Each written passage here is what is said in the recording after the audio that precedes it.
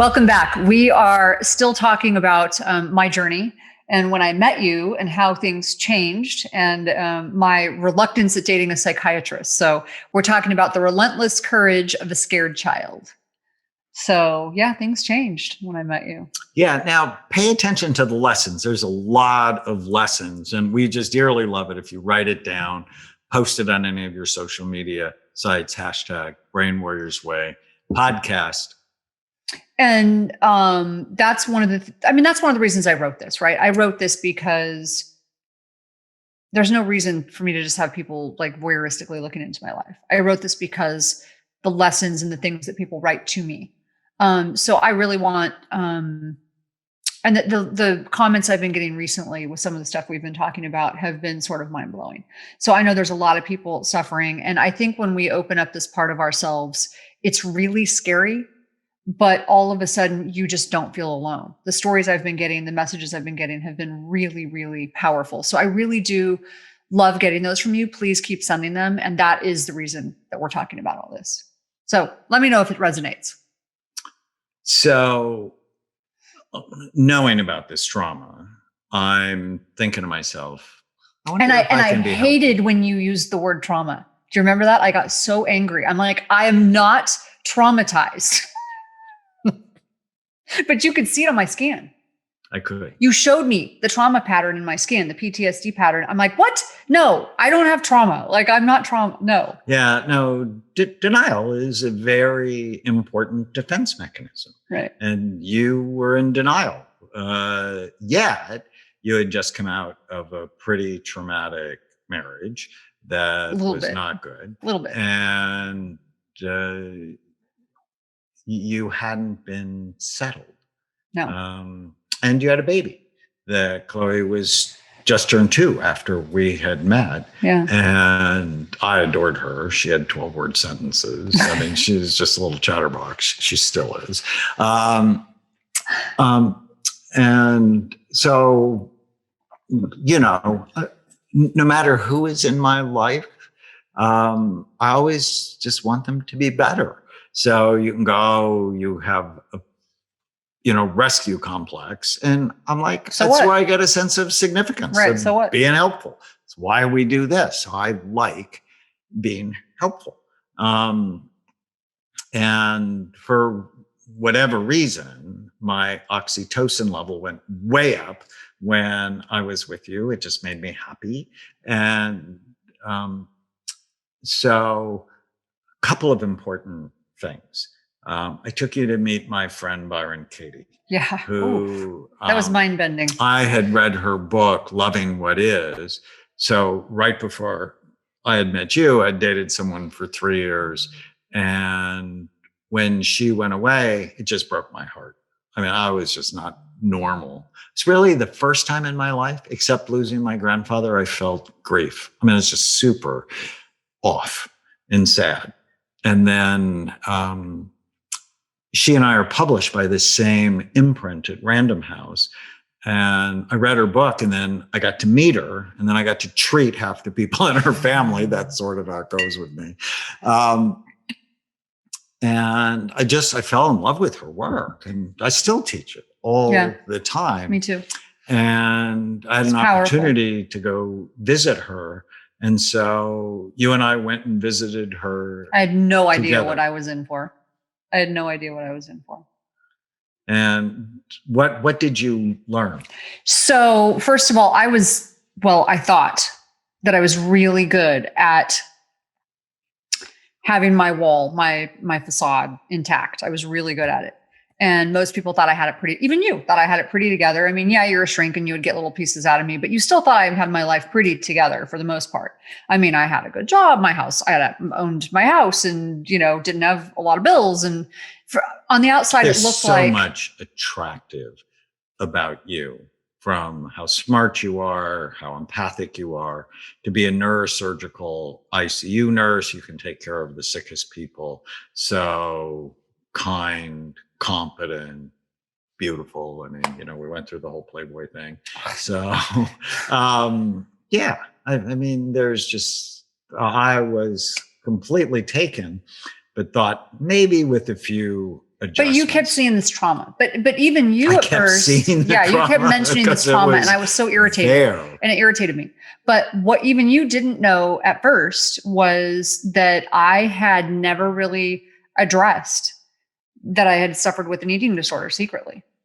So from the time I was 17 years old, when my mom took me to UCLA Eating Disorders Clinic, and they freaked me out so badly that I left, and I'm like, I did not come here to get labeled and see people die. I mean, someone went into a code blue while I was there, a 17-year-old, because she went into heart failure, or no, cardiac arrest. And it freaked me out so badly that I never went back and got treated. And so I just would exercise as hard as I could to manage my anxiety. But every now and then it would peek its head when I got cancer and I couldn't exercise, or when I went through my divorce and I was working like crazy hours and trying to take care of a baby, and just life was just overwhelming. And then it popped its head up. And I felt like such a failure, but I couldn't let anyone see that. And so I didn't even tell you, and I couldn't say the word. So I couldn't say the certain words like molested. I couldn't say, I could say it in the context of other people, but not me. I couldn't say the B word.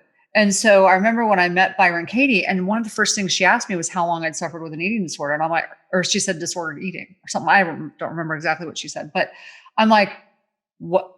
I was stunned.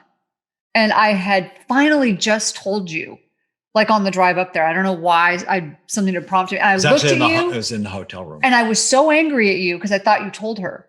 And you're like, I didn't say anything. I just learned myself. I just found out myself. And so I was like so mad because I prided myself on no one knowing anything. And it just, everything began to crumble from that moment. It just like a house of cards. It just began to one by one, just break down. Yeah. So I write the story in the book, and it's a pretty powerful story about how she turned that thought around, with the, is it true? Can you know it's true? How do you feel when you have that thought? Who would you be without that thought? And then we turn it to its opposite. And it's a really powerful lesson. Well, and then I took you to a 3-day workshop. Oh, by Katie up at Esalen. Yeah. And there's this very powerful exercise where she has you write down your thoughts about your body. Yeah.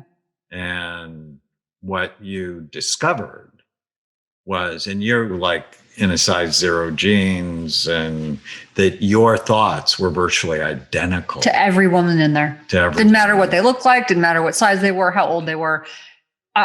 It was mind-boggling. They all had the exact same thoughts. And you actually tell the story in the book of a woman who stands up and reads her list, and it's the same as your list. Mm-hmm. But she's like much older than I am, and overweight. And I'm like, I was so mind-boggling. And then you got up and was just like shocked me. Yeah. In front of all those people. Never would do there that. were like hundreds of people there. And you commented on her thoughts. And I commented on mine because she had said something about sort of women like me. And I was like, oh, hold up right now. And then afterwards, you told someone else you struggled with an eating disorder. And I'm looking at you like, you actually said that? I said it out loud, yeah. You said it out loud. Yeah. And in so many ways, it was freeing. Well, it opened up the door. I knew that wasn't it. I wasn't done. That was the beginning. All of a sudden, I felt ready to go to therapy. I felt ready you had given me a gift of 10 sessions of EMDR. And at first I was like, why would you give me a gift of therapy? I want to talk about that in the next one, because it's such an important treatment tool, right, for trauma. But only a shrink would give you. But in therapy as a gift. But in Esalen, you really got to dive deeply into these 5 questions. Oh yeah. Right. You are not your mind. In fact, I'm going to give you, is a bonus for staying with us, a new exercise that I learned from our friend Stephen Hayes. You're going to meet him soon. Is give your mind a name. That way you can separate from your mind. And the name I've given my mind is Hermie. So Hermie was my pet raccoon when I was 16, and I loved her. I actually didn't know it was a her until she had babies. But Hermie used to talk all the time. Yes, no. all the time. And she never said anything, at least anything that I That made sense. that made sense. And now that I've named my mind, Hermie, that I get to choose if I listen to it or I don't listen to it. And what Katie really teaches is you don't have to believe every stupid thing you think. Right. Is it helping or is it hurting? Mm-hmm. You should carry these 3 words around with you all the time. Is it true? That just because you have a thought has nothing to do with whether or not it's true. And then you actually ended up taking her 9-day course. I did. To really get in the deep end That of was the hard. pool Yeah. of managing your mind, and that you don't have to believe everything you think. All right. So when we come back, we're going to talk about your experience with EMDR. You had a masterful therapist, and it was hard. Yeah. And initially, some of the feelings you had, like about your mom, it turned from, oh, we have this great relationship, to not so much, and which then came full circle. So anyways, stay with us. If you learned anything, like give your mind a name, write it down, post it on any of your social media sites, leave us a comment, question, or review at brainwarriorswaypodcast.com. If you're enjoying the Brain Warriors Way podcast, please don't forget to subscribe so you'll always know when there's a new episode.